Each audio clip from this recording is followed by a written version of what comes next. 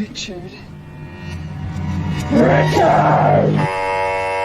Balik maneh bersama channel Brightclip. Sebelum masuk ke alur cerita filmnya, saya mengucapkan terima kasih ke semuanya yang sudah support channel ini, baik yang sudah menonton, yang sudah komen, ataupun yang sudah subscribe. Wes, ora usah kakek ngomong, langsung wae neng cerit.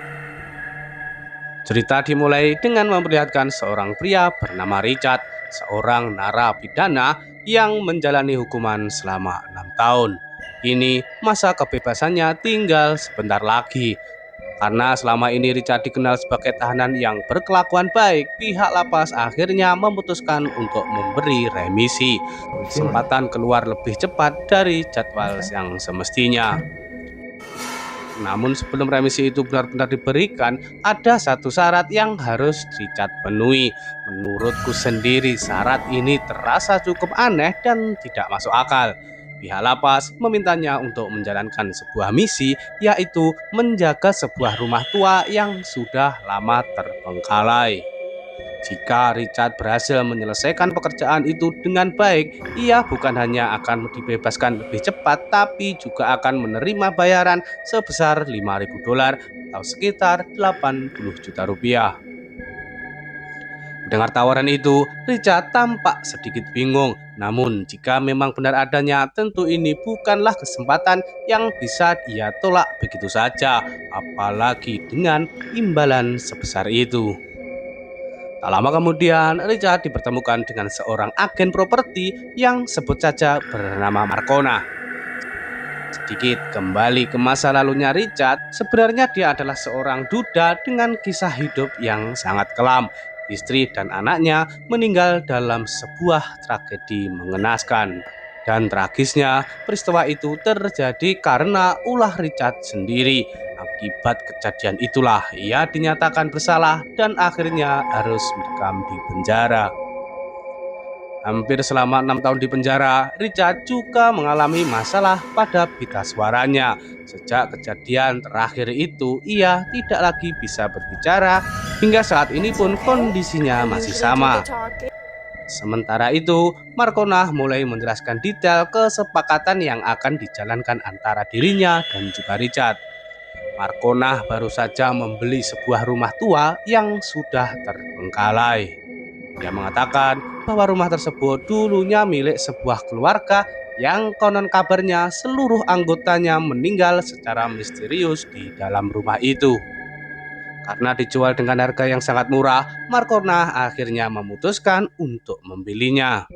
Ia juga dengan jujur memperingatkan Richard bahwa rumah itu banyak hantunya. Sering muncul penampakan seorang nenek tua di dalam rumah. Tujuan Marcona mengajak Richard cukup sederhana. Ia ingin Richard menjaga sekaligus tinggal di rumah itu selama 6 hari saja. Menurut informasi yang didapatkan Marcona, roh gentayangan yang menghuni rumah itu bisa lenyap dan hilang jika rumah tersebut kembali ditempati oleh manusia. Karena itulah tugas Richard sebenarnya tidak terlalu sulit. Ia hanya perlu tinggal dan menginap di rumah itu selama 6 hari aja, tanpa boleh keluar sama sekali apapun yang terjadi. Selama waktu itu berjalan, Richard benar-benar dilarang meninggalkan rumah. Ia sempat merasa heran bagaimana mungkin dengan peraturan yang sederhana itu ia bisa mendapatkan kebebasan sekaligus bayaran yang cukup besar. Terlebihnya lagi, Richard bukanlah tipe orang yang percaya pada hal-hal gaib. Akhirnya ia menyetujui tawaran tersebut. Di sana Marcona juga memperkenalkan seorang tukang bernama Mike yang nantinya akan datang setiap hari untuk memeriksa kondisi rumah sekaligus memastikan keadaan Richard tetap baik-baik saja. Jadi setidaknya Richard tidak benar-benar sendirian selama siang hari karena masih ada Mike yang sesekali datang untuk memeriksa keadaan rumah. Ketika Marcona sedang berbicara dengan Mac, Richard memutuskan untuk melihat-lihat area sekitar rumah. Dari luar, rumah itu tampak biasa saja, namun di bagian belakangnya terbentang sebuah hutan yang cukup lebat. Saat berjalan ke arah belakang, Richard menemukan sebuah sekop dan tumpukan jerami yang tampak mencurigakan. Ia mencoba menggeser jerami itu dan dari balik tumpukan tersebut muncul sebuah boneka tua dengan wajah menyeramkan. Belum sempat ia bereaksi, tiba-tiba muncul sebuah tangan yang berusaha menggapai tangan Richard. Tepat di saat itu, Markona datang. Ia sempat mengira Richard berniat melarikan diri. Melihat posisi Richard yang berdiri dekat di sebuah pohon besar, Markona kemudian memperingatkan Richard. Ia berkata bahwa pohon itu adalah pohon penyihir. Karena menurut cerita lama, dulu pernah ada seorang penyihir yang dikubur tepat di bawah pohon besar tersebut. Markona kemudian meminta Richard untuk kembali ke rumah dan segera menjalankan tugasnya. Namun, tanpa sepengetahuan Markona, Richard justru membawa boneka tua yang ia temukan tadi masuk ke dalam rumah. Sebelum meninggalkan tempat itu, Markona sudah menyiapkan berbagai bekal dan persiapan yang cukup untuk 6 hari ke depan. Setelah semuanya siap, pintu rumah dikunci dari luar dan setiap celah pada jendela maupun pintu ditutup rapat. Tujuannya jelas agar Richard tidak bisa keluar sampai waktu yang telah ditentukan. Awalnya Richard merasa tidak ada yang aneh dengan rumah tersebut. Semuanya tampak tenang dan biasa saja. Ia bahkan berpikir tantangan ini akan mudah dilewatinya. Namun begitu malam tiba, suasana berubah menjadi drastis.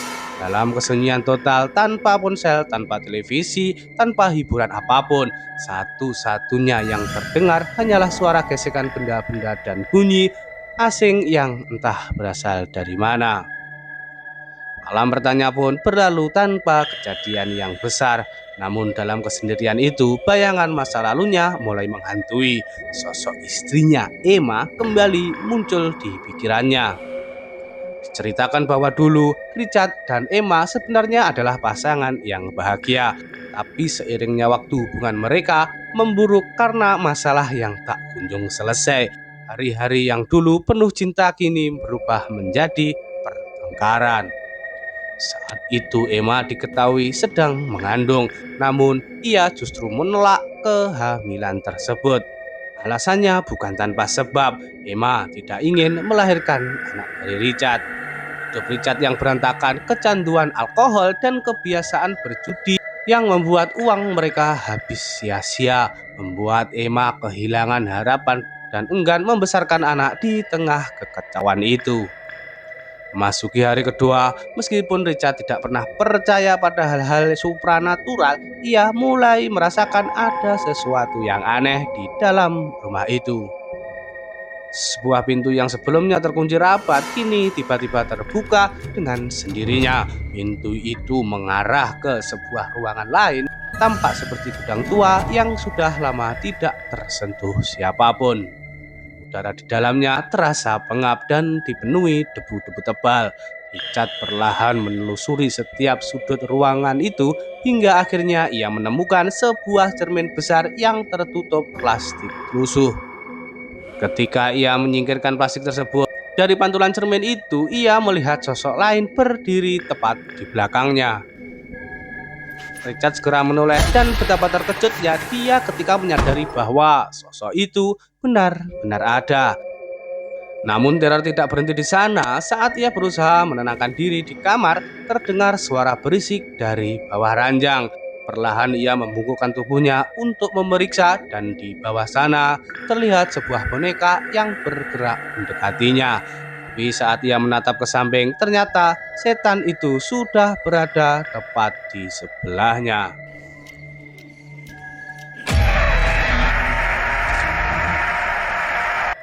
Rasa takut membuat Richard benar-benar tak berdaya. Ia mencoba menenangkan diri, meyakinkan dirinya bahwa semua itu hanyalah halusinasi, bukan sesuatu yang nyata. Untungnya malam itu akhirnya berlalu tanpa gangguan lagi. Namun saat suasana mulai tenang, tiba-tiba dari lantai atas terdengar suara telepon berdering. Richard merasa aneh dari mana datangnya telepon itu. Dengan langkah hati-hati, ia naik ke atas dan mengambil gagang telepon tersebut. Tanpa ia sadari ada sosok lain berdiri tepat di belakangnya.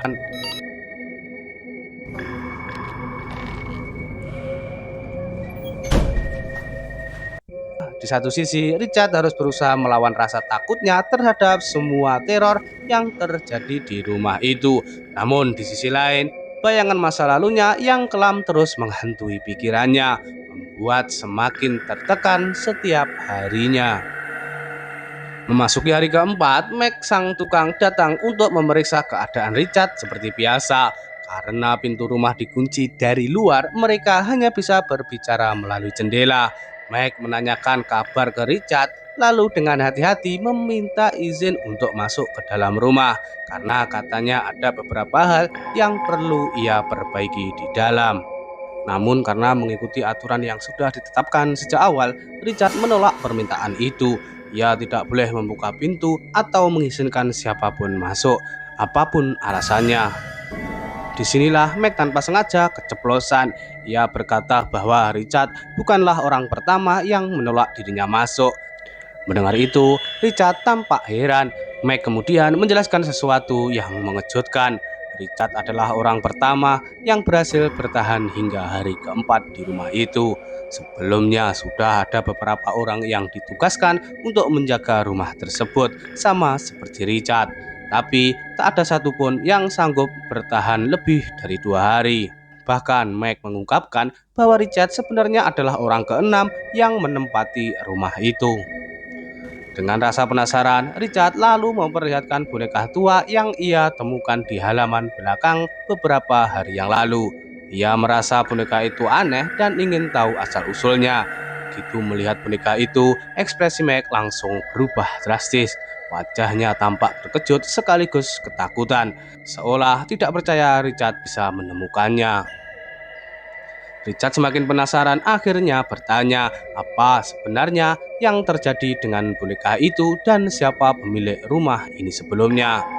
Dengan nada serius, Mac pun mulai bercerita. Katanya dulu ada sebuah legenda kelam di desa ini. Menurut cerita yang disampaikan Mac, dulu pernah tinggal seorang janda tua bernama Elisa Morgan di rumah ini. Warga sekitar menuduh bahwa Elisa adalah seorang penyihir. Pada masa itu, desa mereka dilanda wabah mematikan yang menewaskan banyak orang. Karena masih hidup di zaman penuh tahayul dan ketakutan, segala peristiwa yang tidak bisa dijelaskan dengan akal sehat selalu dikaitkan dengan hal-hal gaib.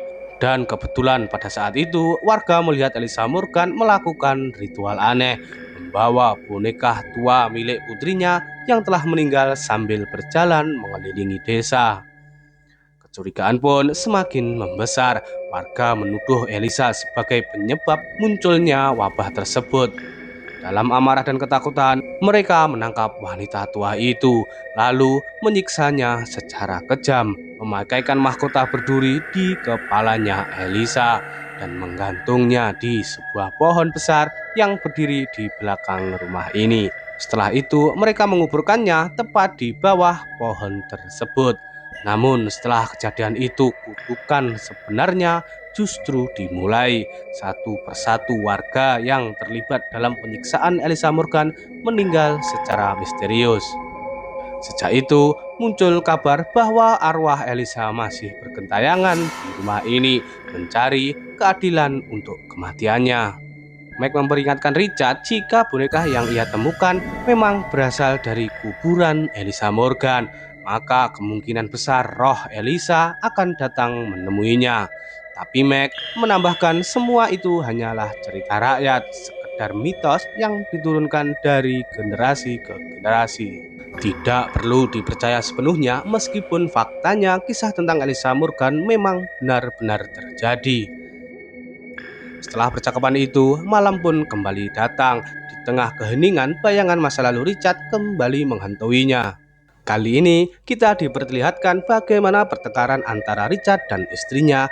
Kala itu, Emma semakin tak terkendali. Emma yang saat itu tengah mengandung tetap melanjutkan kehamilannya hingga bayi mereka lahir. Namun, meski sudah dikaruniai seorang anak, kehidupan rumah tangga mereka tak pernah berubah. Richard masih tenggelam dalam kebiasaan buruknya. Keras kepala, mudah marah, dan tak pernah benar-benar bertobat dari kehidupan yang berantakan. Suatu hari ketika Richard pulang ke rumah, suasananya terasa aneh dan sunyi, tidak seperti biasanya. Tidak ada sambutan dari Emma dan suara tangisan bayi yang biasanya terdengar nyaring pun sudah menghilang.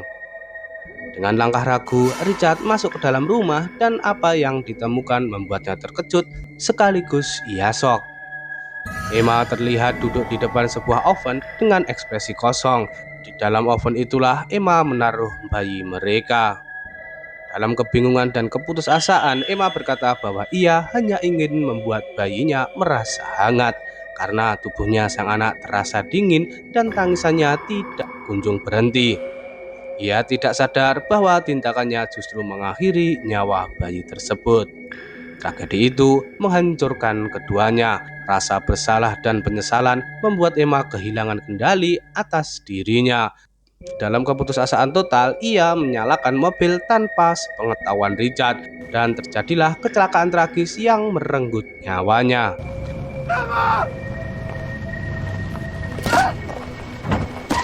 Sejak saat itu jelas sudah keluarga ini memang telah hancur jauh sebelum kejadian itu terjadi. Malam pun tiba, rumah kembali diselimuti kesunyian yang mencekam. Namun kali ini teror itu datang dari lantai atas. Terdengar suara gaduh yang membuat Richard terbangun. Dengan langkah kaki hati-hati, ia naik ke atas dan melihat sehelai kain hitam yang bergerak sendiri di tengah ruangan. Saat ia mencoba mendekat, tiba-tiba sosok aneh muncul berdiri tepat di sampingnya. Pada saat itu, suasana tiba-tiba menjadi gelap dan ketika Richard sadar, dirinya sudah berada kembali di kamar lantai atas. Di lantai bawah, pandangannya tertuju pada tembok yang kini dipenuhi tulisan misterius. Kejadian itu membuat pikirannya semakin kacau. Sedikit demi sedikit, kewarasannya mulai memudar. Dalam kondisi tertekan, Richard berusaha menerima kenyataan yang ada. Ia mulai berdamai dengan batinnya dan menjadikan kenangan masa lalu bersama Emma sebagai berlibur rindu. Ia sempat larut dalam bayangan indah itu, merasa seolah Emma benar-benar hadir di sisinya. Namun kenyataan segera menamparnya. Semua itu hanyalah khayalan semata. Tak lama kemudian bayangan itu kembali muncul dan menuntun langkah Richard menuju lantai atas. Di sanalah ia akhirnya melihat sosok arwah gentayangan yang tak lain adalah Elisa Morgan dengan wajah menyeramkan dan penuh kebencian. Alih-alih melarikan diri, Richard justru terpaku di tempat, seakan tubuhnya dikendalikan oleh kekuatan tak terlihat. Kemudian Elisa Morgan menyiramkan cairan hitam ke wajahnya, membuat Richard panik dan berlari keluar rumah. Ia bersembunyi di sebuah kandang di samping rumah, berharap arwah itu tak menemukannya. Namun pelarian bukanlah jalan keluar. Dengan nekat Richard mencoba melawan, mengambil sebuah palu dan menyerang makhluk itu. Tapi saat hendak memukulnya, wujud Elisa Morgan berubah menjadi sosok Emma. Richard yang terkejut tak menyadari bahwa itu hanyalah tipuan dari roh jahat Elisa Morgan.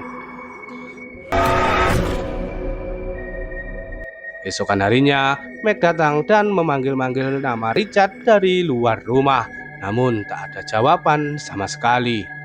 Rasa kekhawatiran pun mulai menyelimuti dirinya. Takut terjadi sesuatu yang buruk kepada Richard. Akhirnya, Meg nekat membuka paksa jendela dan masuk ke dalam rumah itu. Begitu melangkah masuk, suasana rumah terasa aneh. Ada gangguan yang seolah mencoba menakutinya. Meg terus memeriksa setiap ruangan hingga akhirnya menuju ke kandang di samping rumah. Di sanalah ia menemukan Richard, namun kondisinya Richard sudah jauh berbeda. Di kepalanya kini terpasang mahkota berduri, persis seperti yang dikenakan Elisa Morgan dalam legenda itu. Richard yang kini telah dikuasai oleh Elisa Morgan tiba-tiba menyerang Meg secara membabi buta menggunakan palu. Serangan begitu brutal hingga kepala Meg hancur berantakan tanpa ampun. 6 hari pun berlalu. Marconah datang kembali ke rumah itu, kali ini bersama sepasang kekasih yang berniat membeli rumah tersebut. Mereka tampak tertarik, namun begitu masuk ke dalam, suasana di rumah terasa sangat berbeda, berantakan, suram, dan penuh aura ganjil. Meski begitu, Markonah tetap berusaha meyakinkan bahwa rumah ini masih layak untuk dihuni. Sampai akhirnya salah satu dari pasangan itu menemukan boneka tua yang terkutuk It di doesn't dalam feel rumah. right. Saat itulah Richard tiba-tiba muncul dengan wujud yang menyeramkan. Beberapa detik kemudian terdengar teriakan kematian yang menggema dari dalam rumah itu.